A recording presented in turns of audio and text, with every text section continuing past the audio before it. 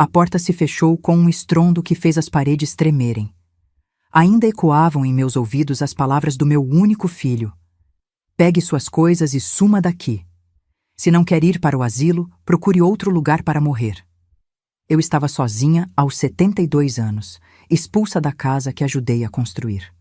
Mas o que meu filho não esperava era ver a limusine preta parando em frente ao portão, vinda para me buscar.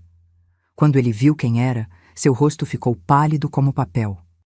Mas antes de continuar, confira se você já está inscrito no canal e escreva nos comentários: de onde você está assistindo este vídeo?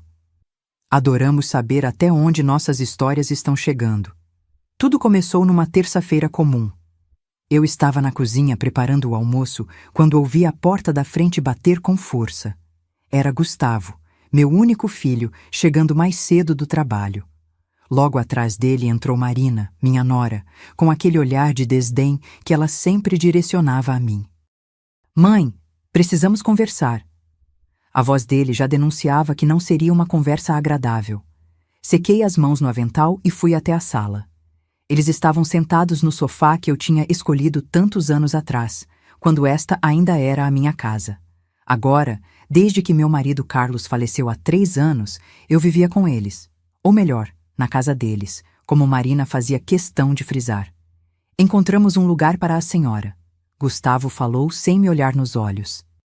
Um lugar? Perguntei, sentindo meu coração apertar. Uma casa de repouso.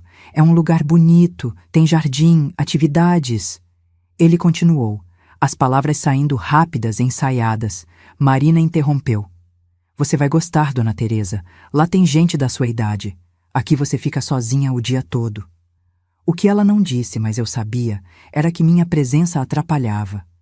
Atrapalhava as festas deles, os planos, a decoração impecável que ela tanto se orgulhava.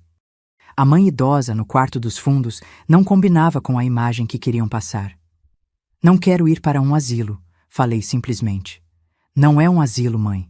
É uma residência para idosos. Gustavo corrigiu, irritado. Chame como quiser, não vou. Foi então que ele levantou. Vi seus olhos mudarem, assumindo uma frieza que eu nunca tinha visto antes. Se você não quer ir para o asilo, então faça suas malas e saia da minha casa. As palavras caíram como pedras. Marina sorriu discretamente atrás dele. O silêncio era ensurdecedor. Senti minhas pernas fraquejarem, mas não demonstrei. Não daria esse gosto a eles. Tudo bem, respondi com uma calma que nem eu sabia de onde vinha. Vou arrumar minhas coisas. Subi para o pequeno quarto onde dormia. Era um espaço apertado que antes era o escritório.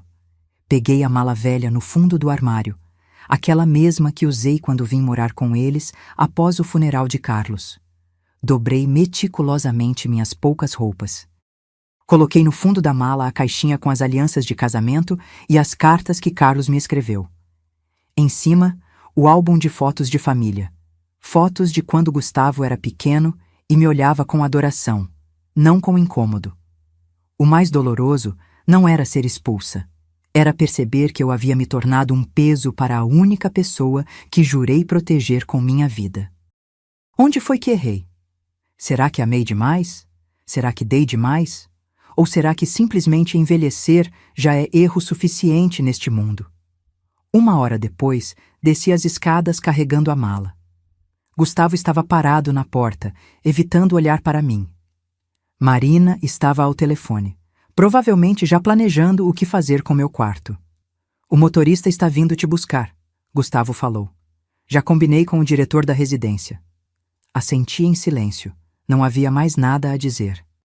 Quando abri a porta para esperar na varanda, um som interrompeu o silêncio pesado da casa. O barulho de um motor possante, diferente dos carros comuns do bairro. Uma limusine preta, reluzente, estacionou em frente à casa. Gustavo e Marina se aproximaram da janela, incrédulos. O que é isso? Ele perguntou franzindo a testa.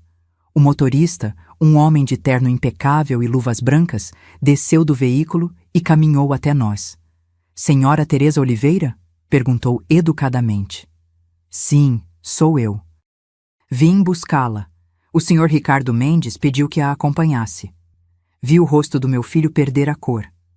Ricardo Mendes? Repetiu ele, como se tivesse ouvido um fantasma. Sim, senhor. Ele disse que a senhora saberia do que se trata. Sorri levemente. Ricardo. Um nome do passado que não ouvia há mais de 40 anos. Um amor da juventude. Promessas que a vida não permitiu que fossem cumpridas. O destino tem dessas ironias, trazê-lo de volta justamente quando tudo parecia perdido. Gustavo me olhava confuso. Marina, boquiaberta. O que está acontecendo, mãe? Ele perguntou, sua voz agora insegura, quase infantil. Peguei minha mala, respirei fundo e respondi. Nada, filho. Só que o asilo que me espera é muito maior do que você imaginou. O motorista abriu a porta da limusine. Antes de entrar, olhei para meu filho uma última vez. Cuide bem da sua casa, Gustavo. Um dia você vai entender o que perdeu hoje. Entrei no carro sem olhar para trás. O sol aquecia meu rosto através do vidro fumê, e pela primeira vez em anos, não me senti velha, me senti livre. A porta se fechou com um clique suave, e enquanto o carro se afastava, vi pelo retrovisor meu filho parado na calçada, imóvel, observando sua mãe desaparecer em uma limusine que ele jamais poderia ter imaginado. E sorri, porque o destino estava apenas começando a escrever sua história. A limusine percorria a avenida lentamente, deixando para trás o bairro onde havia passado os últimos 3 anos da minha vida. Olhei pela janela, vendo as casas diminuírem de tamanho à medida que nos afastávamos, como memórias sendo engolidas pela distância. O silêncio dentro do carro era reconfortante, tão diferente do silêncio carregado da casa de Gustavo. O motorista, um senhor de cabelos grisalhos e postura impecável, ocasionalmente me olhava pelo retrovisor. — A senhora está bem? Perguntou ele gentilmente. — Estou, respondi, surpresa por perceber que era verdade. Melhor do que estive em muito tempo. O senhor Mendes me pediu para levá-la diretamente à residência dele, informou ele. Está bastante ansioso para vê-la. Assenti, sentindo um estranho frio no estômago. Ricardo Mendes. Um nome que não pronunciava há 4 décadas, mas que nunca deixou de habitar um cantinho escondido do meu coração. Nos conhecemos aos 20 anos, numa época em que a vida ainda parecia generosa e o amor era uma certeza.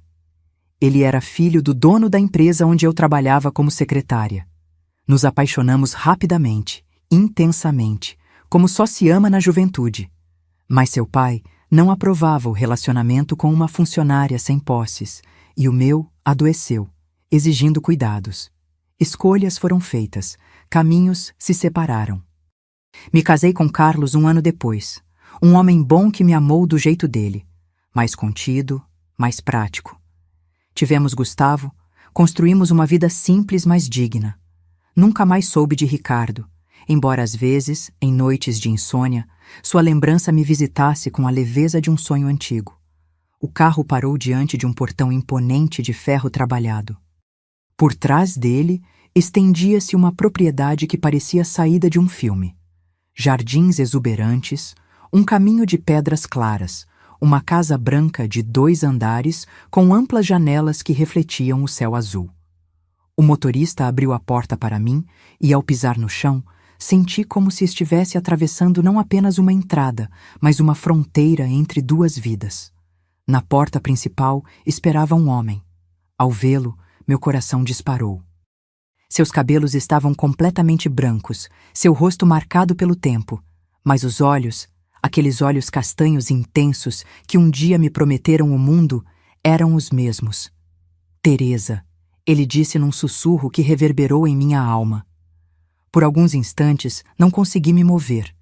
Apenas o observei, tentando reconhecer, entre as marcas do tempo, o jovem que certa vez me deu uma flor colhida do jardim da empresa e disse que meu sorriso iluminava a sala inteira.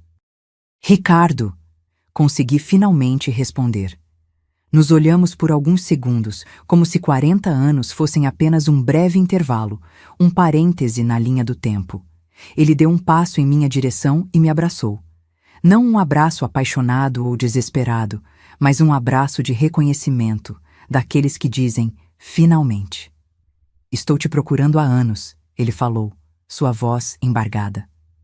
Por quê, Ricardo? Perguntei baixinho. Porque há coisas que o tempo não apaga. Ele se afastou um pouco para me olhar nos olhos. Soube o que aconteceu com seu filho. Vi tudo no noticiário do clube local. Um vizinho seu comentou isso, e quando ouvi seu nome, senti como se o destino estivesse me dando uma segunda chance. Baixei o olhar, envergonhada. Não por ter sido expulsa, mas pela dor de saber que outras pessoas haviam testemunhado minha humilhação. Ele segurou minha mão. Você não tem do que se envergonhar, Teresa. Quem deveria sentir vergonha são os que fizeram isso com você. Suas palavras eram tão simples e tão necessárias que precisei desviar o olhar para que ele não visse as lágrimas que se formavam. Há quanto tempo ninguém falava comigo com ternura? Eu havia me esquecido de como era. Entramos na casa. O interior era elegante, mas acolhedor. Tapetes macios, arranjos de flores frescas, pinturas clássicas nas paredes. Nada ostentoso, tudo em harmonia. Como se a riqueza fosse apenas um detalhe, não o propósito. Uma jovem empregada nos recebeu com chá e biscoitos recém-assados. Ricardo me conduziu até uma poltrona próxima à lareira, onde nos sentamos. Esta casa é grande demais para um homem só, comentou ele com um sorriso melancólico. A solidão, às vezes, faz mais barulho que uma multidão. Eu sei bem disso, respondi. Ele se sentou à minha frente e me olhou com carinho. Sabe, você não mudou tanto quanto imagina. Mudei sim, brinquei. Agora você parece um senador e eu uma avó. Ele riu, e seu riso era o mesmo de antes, aquele que parecia iluminar tudo ao redor. Por um instante, me senti jovem novamente. Passamos horas conversando. Ele me contou que era viúvo há mais de 15 anos, que não teve filhos e que havia transformado a pequena empresa do pai em uma corporação agora administrada por seus sócios. Mais dinheiro, Teresa, disse ele com um suspiro. Não compra noites tranquilas, nem as lembranças que gostaríamos de reviver. Contei-lhe minha história em voz baixa, sem omitir nada. A doença prolongada de Carlos, os anos de dedicação, o esforço para criar Gustavo sozinha depois que meu marido faleceu, o trabalho como costureira para complementar a pensão, as ausências nas apresentações escolares do filho por estar trabalhando e, finalmente, o abandono. Ricardo me ouviu sem interromper, com um olhar atento que não tinha nada de pena, apenas compreensão. Quando terminei, ele permaneceu em silêncio por alguns instantes. Você foi boa demais, disse finalmente, mas esqueceu de si mesma no processo. É o que as mães fazem, respondi. Nos apagamos para que outros possam brilhar. Bem, está na hora de você reescrever seu nome nas estrelas, Teresa. Suas palavras me surpreenderam. Não sabia se era uma promessa ou um desafio. Talvez os dois. Naquela noite, ele me acomodou em um quarto espaçoso, com uma cama confortável e uma varanda com vista para o mar que eu nem sabia que estava tão perto. O som das ondas era diferente do barulho de carros da minha antiga casa. Mais suave, menos angustiante. No criado mudo, encontrei um envelope com um bilhete escrito à mão. Ninguém pode tirar o que você merece. Descanse, amanhã recomeçamos. Guardei o bilhete como um tesouro, porque no fundo do meu coração algo começava a despertar. Não era amor ou esperança. Era dignidade. A mesma dignidade que meu filho tentara arrancar de mim com seus gritos. A mesma dignidade que o tempo não conseguira apagar. Apaguei a luz, respirei fundo e olhei para o horizonte escuro pontilhado de estrelas. O futuro, pela primeira vez em muito tempo, não me assustava. Acordei com o som suave do mar batendo nas rochas. O ar tinha cheiro de sal e liberdade. Pela primeira vez em anos, não havia ninguém me apressando, nenhuma lista de afazeres me esperando, nenhum olhar me julgando por fazer as coisas do meu jeito antiquado, como Marina costumava dizer.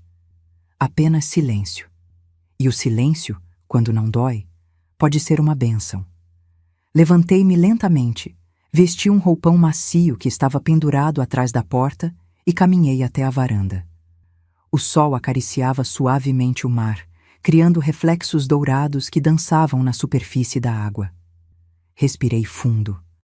Era estranho sentir paz depois de tanto caos. Uma parte de mim quase não sabia o que fazer com ela. Ouvi uma leve batida na porta.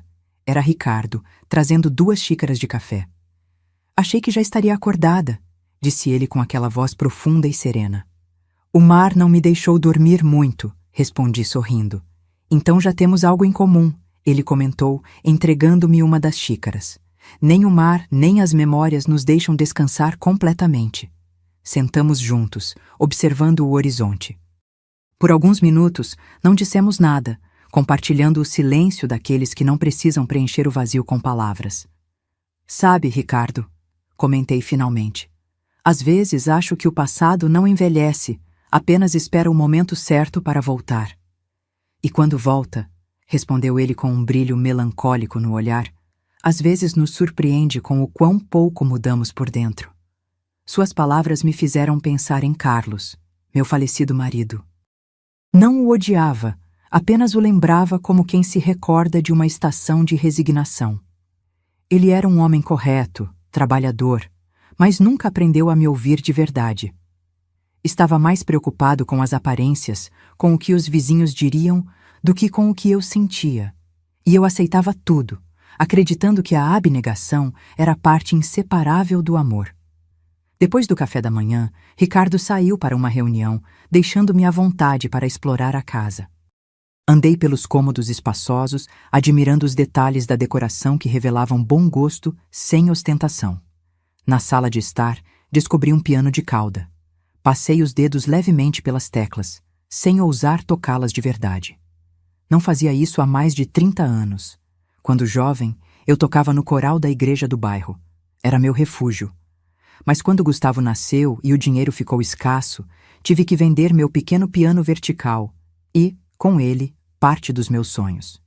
Fechei os olhos e pressionei uma tecla. O som era nítido, quase tímido, mas mexeu com algo dentro de mim. E sem pensar, comecei a tocar uma melodia que lembrava de cor, uma que costumava cantar para Gustavo quando ele era pequeno e tinha medo de dormir sozinho. Minhas mãos tremiam no início, mas minha alma não. Quando terminei, senti um nó na garganta. O eco das notas se misturava às minhas lágrimas silenciosas. Eram lágrimas antigas, represadas, do tipo que se segura por orgulho ou por hábito. Naquele momento, compreendi que o passado não se cura ignorando-o, mas encarando-o de frente, sem medo. À tarde, Ricardo retornou trazendo uma pasta na mão. Trouxe algo para você, disse ele, colocando-a sobre a mesa de centro. Dentro havia papéis, plantas baixas e documentos. Estou reestruturando alguns investimentos, explicou, e pensei que você poderia me ajudar com a administração. Eu? Perguntei surpresa. Não trabalho com isso há anos. Na verdade, nunca trabalhei com isso.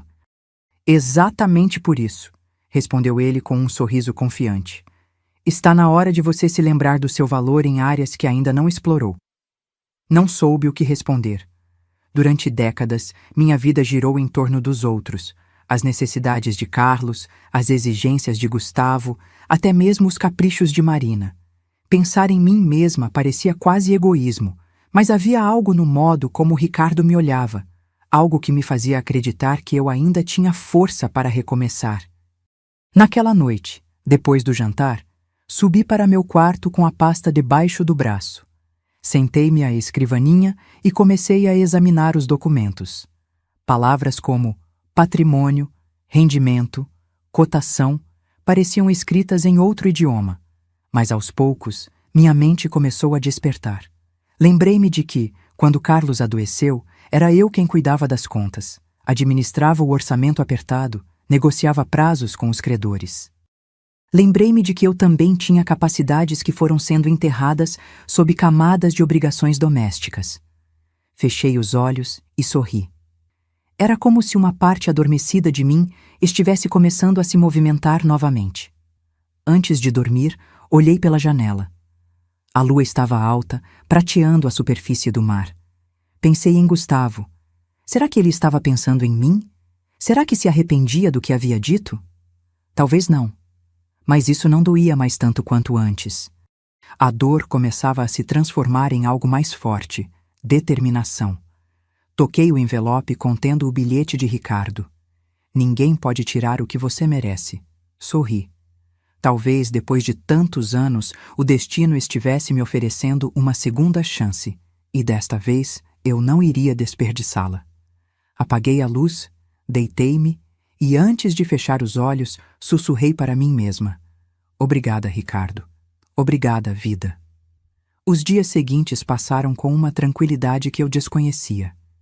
Acordava cedo, tomava café com Ricardo quando ele não tinha compromissos e depois mergulhava nos documentos que ele me confiara. No início, consultava a internet e livros para entender termos específicos, fazia anotações minuciosas, tinha medo de cometer erros. Mas aos poucos, descobri que tinha uma habilidade natural para a organização e números que nunca tinha sido valorizada.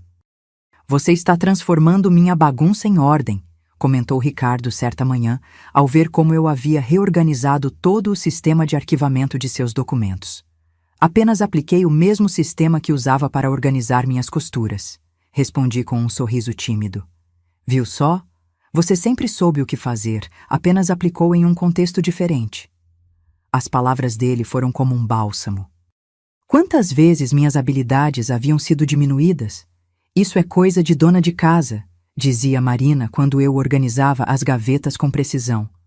Mãe, isso é antiguidade, comentava Gustavo quando eu mostrava meus cadernos de receitas catalogadas por ocasião e ingredientes. Agora, essas mesmas habilidades de organização e atenção aos detalhes estavam sendo valorizadas, reconhecidas como atributos profissionais. Uma tarde, enquanto analisava relatórios financeiros, encontrei algo que me chamou a atenção.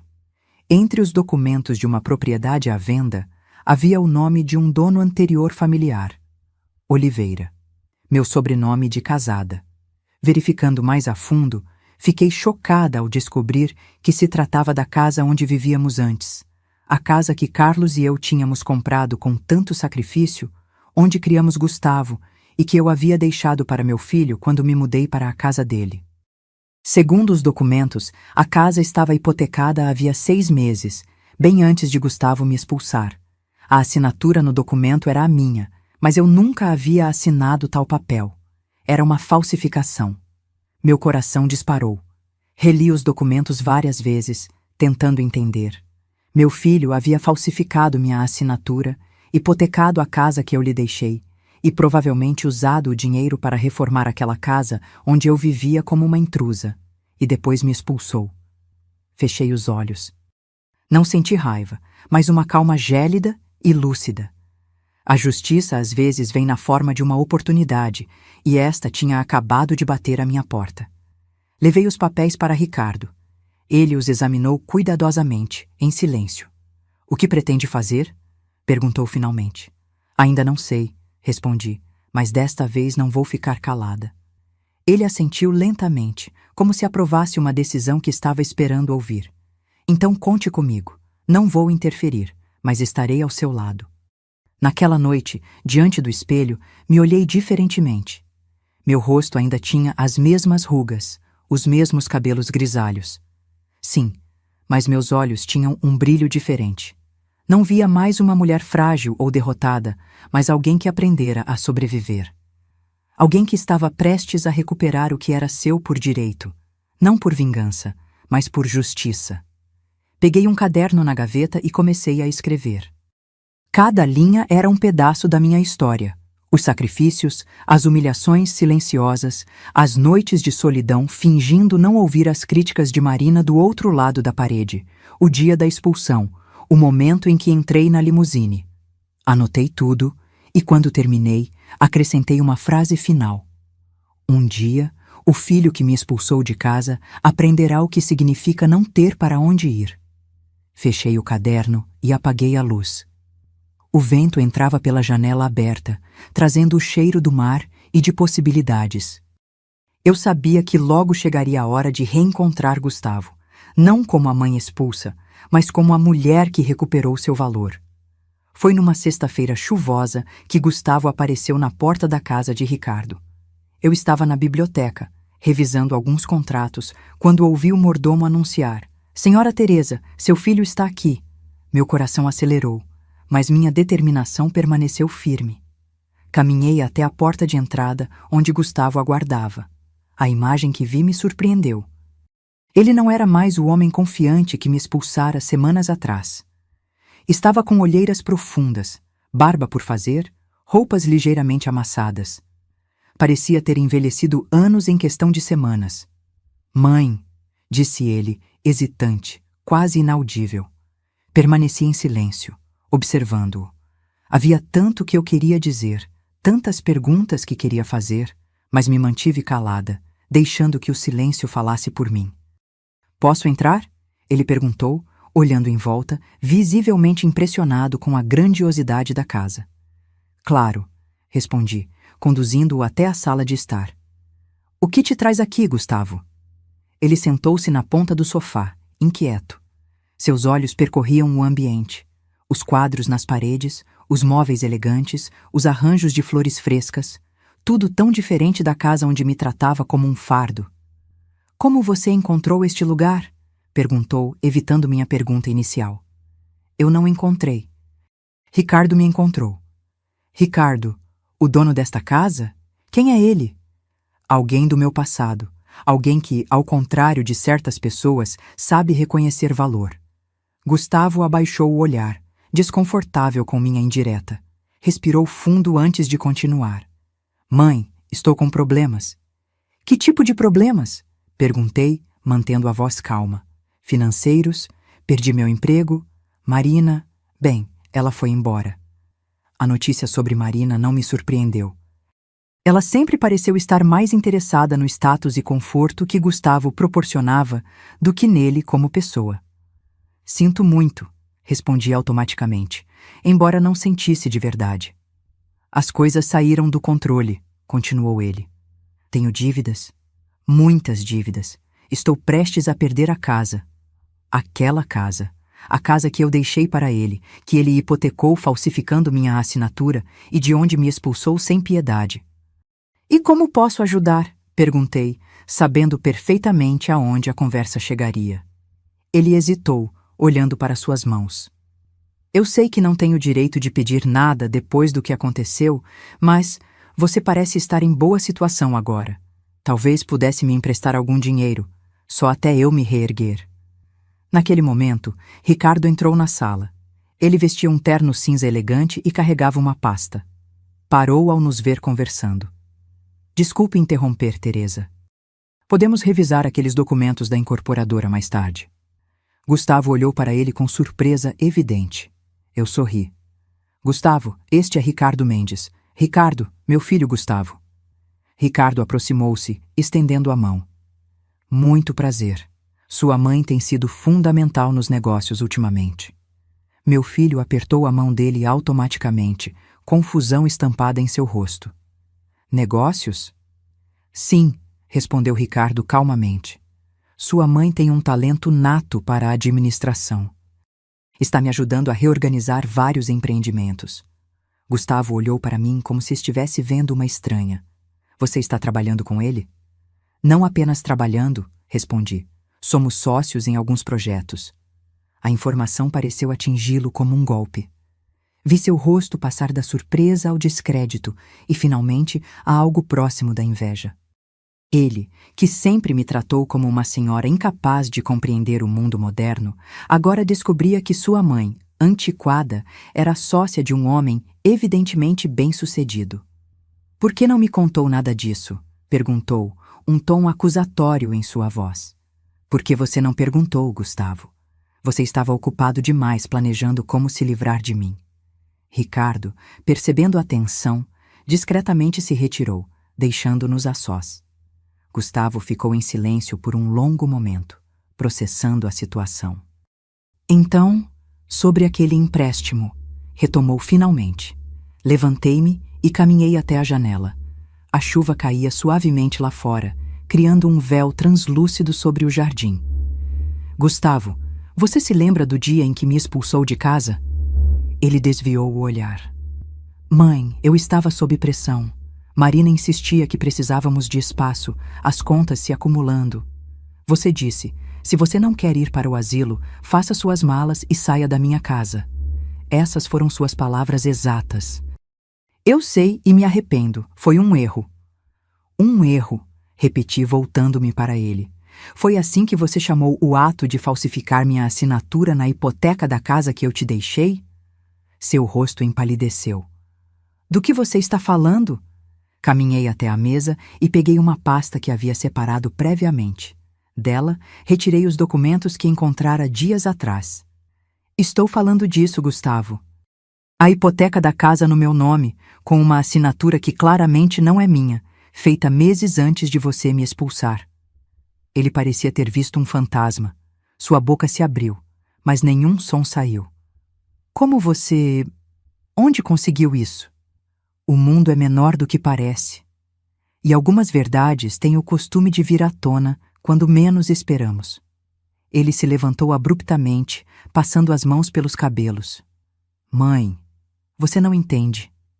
Eu estava desesperado. As dívidas, o padrão de vida que Marina exigia. Então você hipotecou a casa que eu te dei, falsificou minha assinatura e depois me expulsou quando eu me tornei inconveniente. É isso que estou entendendo? Ele não respondeu. Não precisava. A culpa estampada em seu rosto dizia tudo. Você poderia ter me contado a verdade, Gustavo. Poderíamos ter buscado soluções juntos, mas você preferiu me tratar como um obstáculo, não como sua mãe. E o que você vai fazer agora? Perguntou ele, sua voz quase um sussurro. Me denunciar? Olhei para ele demoradamente. Era meu filho, apesar de tudo. O menino que embalei tantas noites, para quem cantei tantas canções de ninar, por quem renunciei a tantos sonhos. Não vou te denunciar, Gustavo. Não porque você mereça minha clemência, mas porque o maior castigo que você pode receber já está acontecendo. Viver com as consequências das suas escolhas. Ele afundou novamente no sofá, derrotado. Estou perdido, mãe. Não tenho para onde ir. Eu também não tinha, respondi calmamente. Mas aqui estou. Nossos olhares se encontraram. Pela primeira vez, vi algo genuíno nos olhos dele. Não arrependimento nascido do interesse próprio, mas uma fagulha de compreensão real sobre a dor que causara. Me perdoa? Ele pediu, a voz embargada. Perdão não é algo que se pede, Gustavo. É algo que se conquista. Ele assentiu lentamente, como quem finalmente entende uma lição difícil. Quanto ao dinheiro, continuei, não vou te emprestar nada. Seu rosto se contraiu em desapontamento, mas antes que pudesse protestar, completei. Vou comprar a casa de volta. O quê? Vou pagar a hipoteca e recuperar a casa que um dia foi minha. Você pode continuar morando lá, pagando um aluguel justo até se reerguer. Mas a propriedade voltará para o meu nome, como deveria ter permanecido. Ele me encarou, atônito. Por quê? Depois de tudo que fiz? Porque, ao contrário de você, nunca esqueci o que significa ser família. Mas entenda uma coisa. Isso não é um perdão, é uma oportunidade, a última. Nesse momento, Ricardo voltou à sala. Não sei se ele estivera ouvindo ou se apenas escolhera o momento perfeito para reaparecer, mas sua presença trouxe um ponto final àquela conversa. Está tudo bem por aqui? Perguntou ele, olhando de mim para Gustavo. Sim, Ricardo, meu filho já estava de saída. Gustavo se levantou, ainda parecendo processar nossa conversa. Antes de ir, ele se virou para mim uma última vez. Obrigado, mãe. Eu não sei o que dizer. Não diga nada agora. Mostre com ações, não com palavras. Quando a porta se fechou atrás dele, senti um estranho misto de emoções. Tristeza pelo que poderia ter sido, alívio pelo que estava sendo e uma serenidade que só vem quando começamos a fazer as pazes com nosso próprio valor. Ricardo se aproximou e gentilmente colocou a mão em meu ombro. Você está bem? Sim, respondi, olhando pela janela enquanto o carro de Gustavo se afastava sob a chuva. Só estou percebendo que às vezes os espelhos mais limpos mostram as verdades mais duras. Você fechou alguma porta com ele? Perguntou Ricardo. Não, respondi, voltando-me para encará-lo. Fechei um ciclo. As portas continuarão se abrindo, mas apenas para quem souber entrar com respeito. Naquela noite, dormi profundamente pela primeira vez em semanas, sem culpa ou remorso. Eu sabia que o pior já havia passado, mas algo em minha alma me dizia que o destino ainda tinha mais algumas cartas para jogar. O amanhecer chegou envolto em um silêncio estranho. Nem o canto dos pássaros, nem o murmúrio do mar. Apenas uma quietude densa que pairava no ar. Assim que abri os olhos, soube que algo havia mudado. Desci para o café da manhã, estranhando a ausência de Ricardo, que sempre estava na mesa me esperando com café fresco. A casa parecia mais silenciosa que o normal. Encontrei o mordomo no corredor, seu rosto mais sério que de costume. Bom dia, senhora Teresa. O senhor Ricardo pediu que a senhora o encontrasse no escritório quando acordasse. Algo em seu tom me deixou alerta. Caminhei até o escritório e bati levemente na porta antes de entrar. Ricardo estava sentado em sua poltrona, olhando pela janela. Parecia cansado, mais velho de repente. Ricardo, está tudo bem? Ele se virou para mim com um sorriso fraco. Teresa, sente-se, por favor. Sentei-me na cadeira à sua frente, sentindo uma apreensão crescente.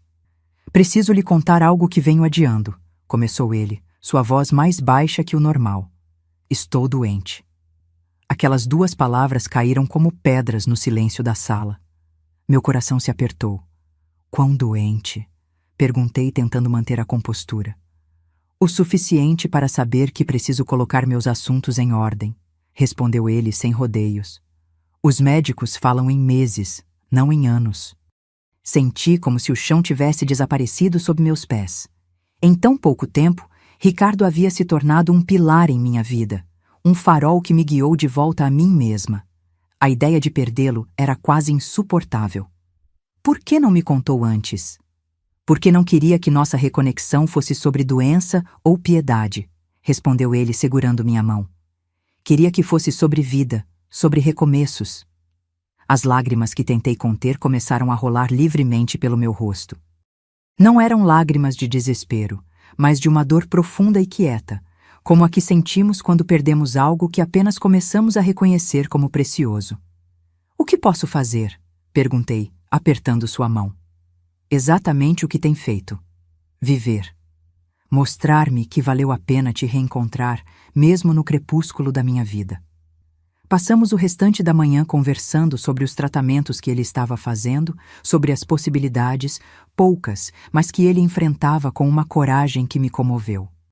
Falamos também sobre o futuro, não o dele, que se encurtava, mas o meu, que se abria à minha frente como uma estrada desconhecida.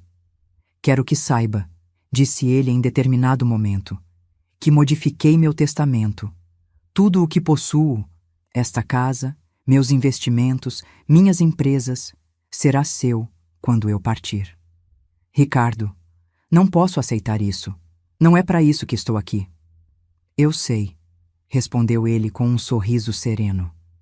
É por isso mesmo que quero fazer isso. Não por gratidão ou obrigação, mas porque finalmente encontrei alguém que valoriza mais as pessoas do que as posses. Nos dias que se seguiram, vi Ricardo lutar contra a doença com a mesma elegância com que conduzia sua vida. Havia dias bons, em que caminhávamos pela praia juntos, e dias ruins, em que ele mal conseguia sair da cama. Em todos eles, permanecia ao seu lado, não como enfermeira ou cuidadora, mas como companheira, como amiga, como a mulher que talvez pudesse ter sido sua, se o destino tivesse escrito nossa história de outra forma. Uma tarde, enquanto organizava alguns papéis no escritório, recebi uma ligação. Era do banco, confirmando a conclusão do processo de compra da minha antiga casa. A hipoteca estava quitada, e a propriedade agora estava oficialmente em meu nome novamente. Contei a notícia a Ricardo durante o jantar. Ele sorriu, satisfeito. E Gustavo, como está lidando com isso? Aceitou a situação melhor do que eu esperava. Está procurando emprego, tentando se reerguer. Marina não voltou. E você? Está feliz com sua decisão? Refleti por um momento. Estou em paz. Não é sobre felicidade, é sobre fazer o que é certo. Ele assentiu, compreendendo perfeitamente o que eu queria dizer. Naquela noite, antes de se recolher, Ricardo me entregou um pequeno livro encadernado em couro. O que é isso? Perguntei. Meu diário. Comecei a escrevê-lo quando te reencontrei. Quero que fique com ele. Tentei recusar, sentindo que era algo muito pessoal, mas ele insistiu. Leia quando estiver pronta. Há coisas que nunca tive coragem de dizer em voz alta, mas que precisam ser ditas. Aceitei o diário, guardando-o na gaveta da minha mesa de cabeceira. Ainda não estava pronta para lê-lo. Seria como aceitar que o fim estava próximo, e eu ainda não estava preparada para isso. 2 semanas depois, numa madrugada silenciosa, Ricardo partiu. Foi durante o sono, tranquilo, sem dor. Quando entrei em seu quarto pela manhã, encontrei-o deitado, um leve sorriso nos lábios, como se tivesse tido um sonho agradável antes de partir. O funeral foi simples, como ele teria desejado. Poucas pessoas, alguns sócios, amigos antigos, funcionários leais. Gustavo compareceu, respeitoso e quieto, mantendo distância, como se entendesse que aquele momento não era sobre nós. Quando todos partiram e fiquei sozinha diante do túmulo recém-fechado, permiti que as lágrimas viessem. Não eram lágrimas apenas de tristeza, mas de gratidão. Ricardo não apenas me salvara num momento de desespero, ele me devolvera a mim mesma. Obrigada, sussurrei, colocando uma rosa branca sobre o mármore frio. Por me ensinar que nunca é tarde para recomeçar. Voltei para casa, agora minha casa, com uma sensação estranha. A ausência de Ricardo era palpável em cada cômodo, em cada objeto, em cada vista para o mar que ele tanto amava. Mas havia também uma presença, algo que ele deixara para trás. Força, propósito, dignidade. Na semana seguinte, o advogado de Ricardo veio oficializar a transferência de seus bens para meu nome. Como ele havia prometido, tudo, a casa, as empresas, os investimentos, agora me pertencia. Não era apenas uma fortuna material que ele me deixara, mas uma responsabilidade, um legado a honrar. Naquela noite, finalmente tomei coragem para abrir o diário. Sentei-me na varanda, ouvindo o som das ondas, e comecei a ler as palavras que Ricardo escrevera nos últimos meses. As primeiras páginas falavam sobre o dia em que me reencontrou, a surpresa, a alegria, a sensação de que o destino finalmente havia sido justo. Depois vieram reflexões sobre a doença, sobre o tempo que nos foi roubado, sobre segundas chances que chegam tarde demais. Na última página, escrita poucos dias antes de sua morte, encontrei uma mensagem para mim. Teresa, quando você ler isto, provavelmente já terei partido. Não sinta tristeza por mim. A vida me deu o melhor presente ao final. Reencontrar você e descobrir que o amor, mesmo adormecido por décadas, nunca morre completamente. Use o que deixei não apenas para viver confortavelmente, mas para viver plenamente. Faça o que sempre sonhou. Ajude quem precisa. Perdoe quem merece uma segunda chance. E lembre-se, a verdadeira riqueza não está nos bens que acumulamos, mas nas vidas que tocamos. Obrigado por me dar paz nos meus últimos dias. Você foi meu primeiro amor e, de alguma forma, também o último. Até um dia, em algum lugar além do tempo, Ricardo. Fechei o diário, apertando-o contra o peito. As lágrimas corriam livremente agora, mas havia nelas não apenas dor, mas uma resolução, um propósito renovado. Olhei para o mar escuro, pontilhado pelo reflexo das estrelas. Em algum lugar, Ricardo continuava sua jornada. E aqui, eu começava a minha. Finalmente livre não apenas das amarras que outros me impuseram, mas também das que eu mesma criei ao longo de uma vida de renúncias. Respirei fundo, sentindo o ar salgado encher meus pulmões.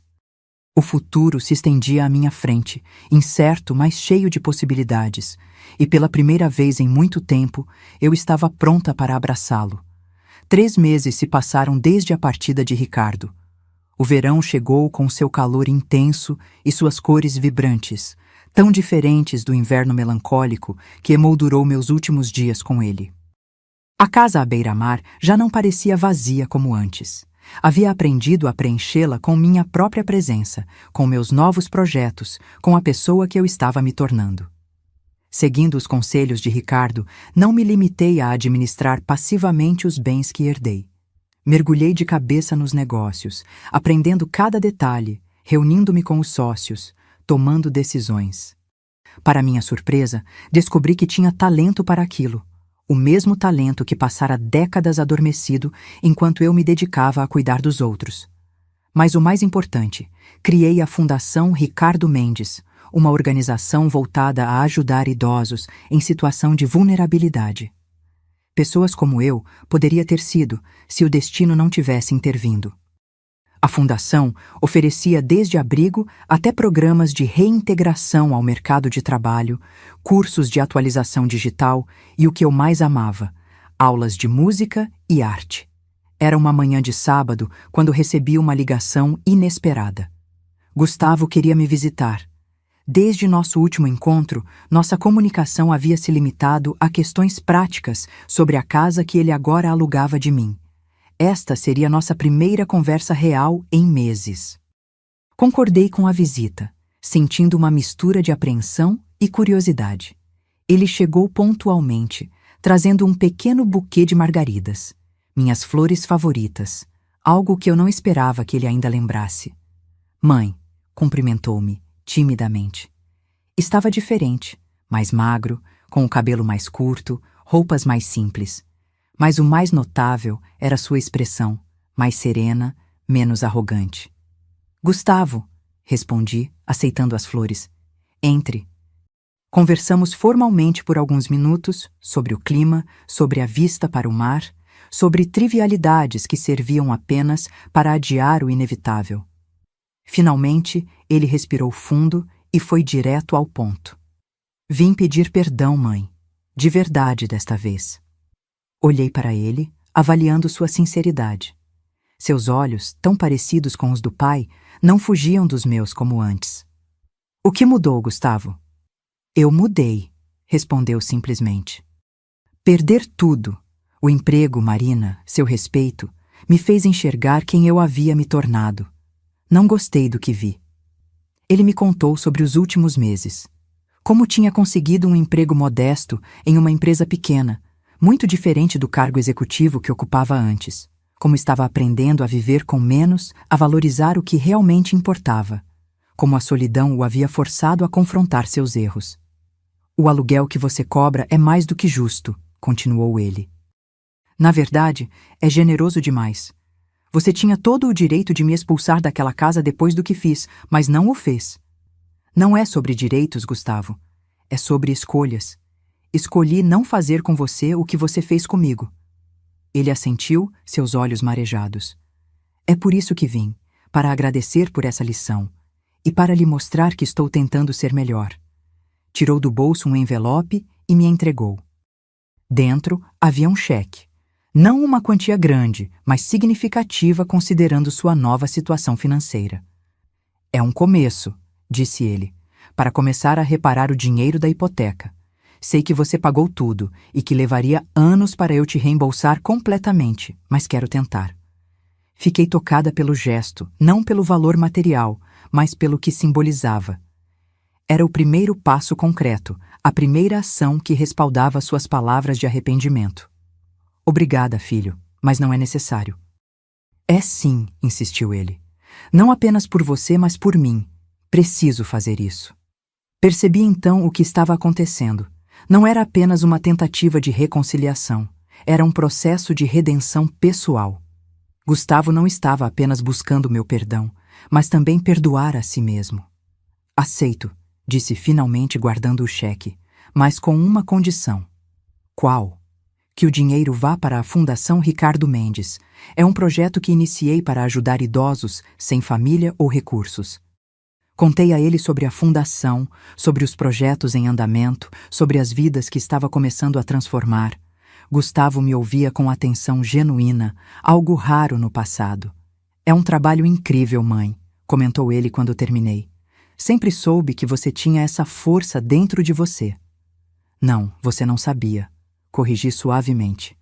Você, como muitos, confundiu bondade com fraqueza, silêncio com incapacidade. Mas está tudo bem. Eu também demorei a reconhecer minha própria força. Ele baixou o olhar, aceitando a verdade das minhas palavras. Posso ajudar de alguma forma? Perguntou após um momento. Na fundação, quero dizer. Não apenas com dinheiro, mas com trabalho. Tenho tempo livre nos finais de semana. A oferta me surpreendeu. Era a última coisa que eu esperaria dele. Oferecer tempo, não apenas recursos. Talvez houvesse esperança, afinal. Temos um programa de mentoria para jovens, respondi.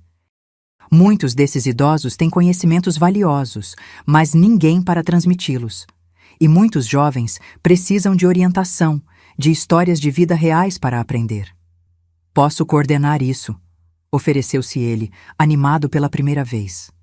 Tenho experiência em gestão de projetos, posso organizar encontros, documentar as histórias. Ao vê-lo assim, entusiasmado com algo que não beneficiaria diretamente a ele, senti um calor no peito. Talvez a vida tivesse dado a Gustavo a mesma lição que me dera, que nunca é tarde para recomeçar, para reconstruir, para redescobrir quem realmente somos por baixo das camadas que o tempo e as circunstâncias impõem. Seria ótimo, respondi com um sorriso sincero. Podemos começar na próxima semana. Quando Gustavo se foi, algumas horas depois, fiquei na varanda observando seu carro se afastar. Não sabia se nossa reconciliação seria duradoura, se seu arrependimento resistiria ao teste do tempo.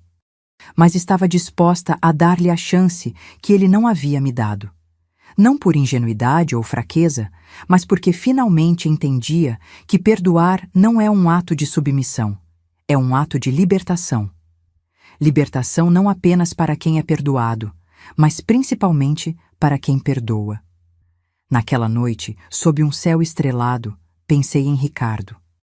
Imaginei que ele estaria orgulhoso, não apenas pelos negócios que eu conduzia com competência crescente, não apenas pela fundação que levava seu nome, mas pela mulher que eu havia me tornado. Uma mulher capaz de estender a mão a quem a ferira, não por obrigação ou dependência emocional, mas por uma força interior que finalmente reconhecia como minha. Obrigada, sussurrei para as estrelas, sabendo que, de alguma forma, ele me ouvia. Por me ensinar que a verdadeira força está não apenas em se levantar depois da queda, mas em ajudar outros a se levantarem também. O vento marinho acariciou meu rosto como uma resposta silenciosa, e eu soube que, onde quer que estivesse, Ricardo sorria. Passou-se 1 ano desde aquela manhã em que Gustavo me expulsou de casa. 1 ano desde que a limusine de Ricardo parou à minha porta, mudando para sempre o curso da minha vida. Às vezes, quando acordo de manhã e vejo o mar pela janela, ainda preciso de alguns segundos para acreditar que não é um sonho, que esta vida, esta nova versão de mim mesma, é real. A Fundação Ricardo Mendes prosperou além das minhas expectativas. Começamos com um pequeno centro na cidade, oferecendo assistência básica a idosos em situação vulnerável. Hoje, temos 3 unidades: programas educacionais, assistência médica e o projeto mais querido para mim, uma academia de artes para a terceira idade, onde ensinamos música, pintura, literatura, teatro. Porque envelhecer não significa parar de criar, de sonhar, de contribuir. Gustavo manteve sua palavra. Não apenas contribuiu financeiramente, mas dedicou tempo real à fundação, coordenando o programa de mentoria que conecta idosos com jovens. No processo, ele próprio se transformou. O homem arrogante que me via como um fardo deu lugar a alguém mais humilde, mais consciente, mais humano. Nossa relação nunca voltou a ser o que era quando ele era criança. Algumas quebras são irreparáveis, mas construímos algo novo, baseado não em dependência ou obrigação, mas em respeito mútuo. Ele entendeu finalmente que eu não era apenas sua mãe. Era uma mulher com identidade própria, com capacidades, com sonhos que iam além da maternidade. Marina reapareceu brevemente, quando soube da minha nova situação financeira. Veio com sorrisos falsos e elogios vazios, tentando reconquistar seu lugar ao lado de Gustavo. E, por extensão, ao meu lado. Mas tanto eu quanto ele havíamos aprendido a reconhecer a autenticidade, e ela logo percebeu que não havia mais espaço para sua falsidade em nossas vidas. Os negócios que Ricardo me deixou continuaram prosperando sob minha administração. Nunca imaginei que, aos 68 anos, descobriria uma habilidade para finanças e gestão que permanecera adormecida durante toda a minha vida. Quantas outras mulheres, me pergunto frequentemente, carregam talentos não descobertos, sufocados por vidas dedicadas exclusivamente aos outros? Essa pergunta me levou a criar mais um projeto na Fundação, um programa de requalificação profissional especificamente para mulheres com mais de 60 anos, muitas delas viúvas ou abandonadas, que nunca tiveram oportunidade de desenvolver carreiras próprias. Ver essas mulheres florescerem, descobrindo capacidades que nem elas mesmas sabiam possuir, é uma das minhas maiores alegrias.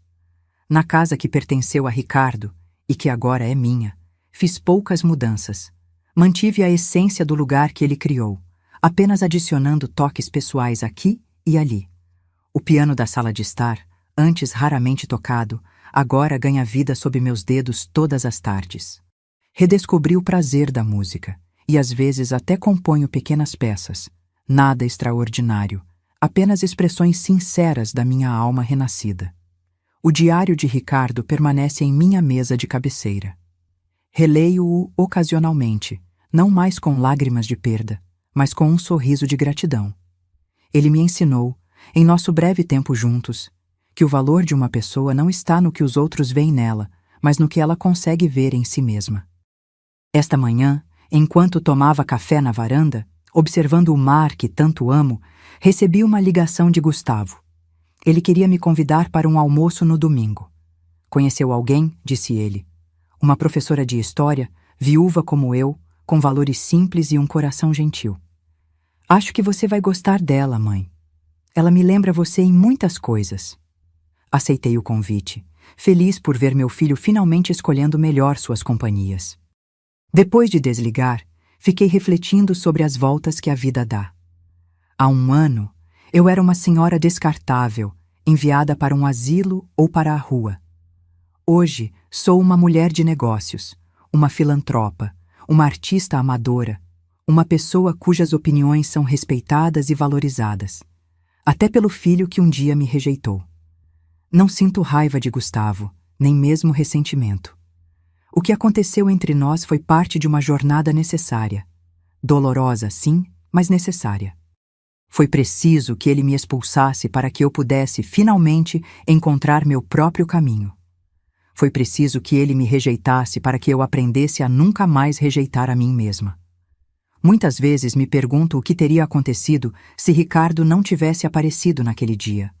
Se a limusine nunca tivesse parado à porta da casa de Gustavo. Teria eu ido para um asilo? Teria encontrado força para recomeçar sozinha? Nunca saberei. Mas aprendi que o destino, esse tecelão misterioso, muitas vezes usa nossas maiores dores como fios para tecer nossas maiores alegrias. E assim, neste final de tarde ensolarado, levanto minha xícara de chá em um brinde silencioso. A Ricardo, que me mostrou o caminho. A Gustavo, que sem querer me libertou. E principalmente a mim mesma, a mulher que sempre existiu por trás da mãe, da esposa, da avó, e que finalmente teve coragem de se apresentar ao mundo. O sol começa a se pôr no horizonte, pintando o céu com tons de laranja e rosa. A brisa marinha traz consigo o cheiro de sal e novas possibilidades. Amanhã será outro dia de trabalho na fundação, de reuniões com investidores, de aulas de piano. Uma vida cheia, uma vida própria, uma vida que escolhi para mim, e não poderia estar mais grata por isso. Há uma frase que li certa vez e que agora faz todo sentido. Às vezes, precisamos perder tudo para descobrir o que nunca perdemos.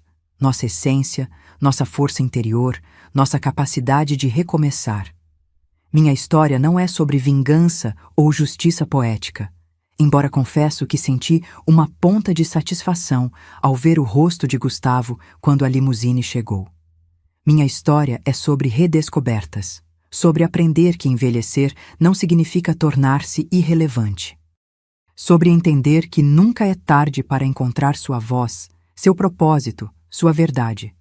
Se há uma lição que gostaria de deixar para outras mulheres que, como eu, passaram a vida inteira colocando-se em segundo plano, é esta: seu valor não diminui com a idade, com as rugas, com os cabelos brancos. Sua sabedoria, sua experiência, sua capacidade de amar e de criar não se esgotam com o tempo. Pelo contrário, aprofundam-se, enriquecem-se, tornam-se mais valiosas. Nunca é tarde para dizer não ao que diminui sua alma. Nunca é tarde para dizer sim ao que a expande. Nunca é tarde para olhar no espelho e reconhecer finalmente a mulher extraordinária que sempre esteve lá, esperando pacientemente para ser vista. Eu encontrei minha voz aos 67 anos. E agora que a encontrei, nada nem ninguém poderá silenciá-la novamente. Agora, se você gostou dessa história, clica em S inscrever e me diz nos comentários qual parte te deixou de queixo caído. Ah, e não esqueça de se tornar membro para ter acesso a vídeos exclusivos que não posto aqui. Te espero lá.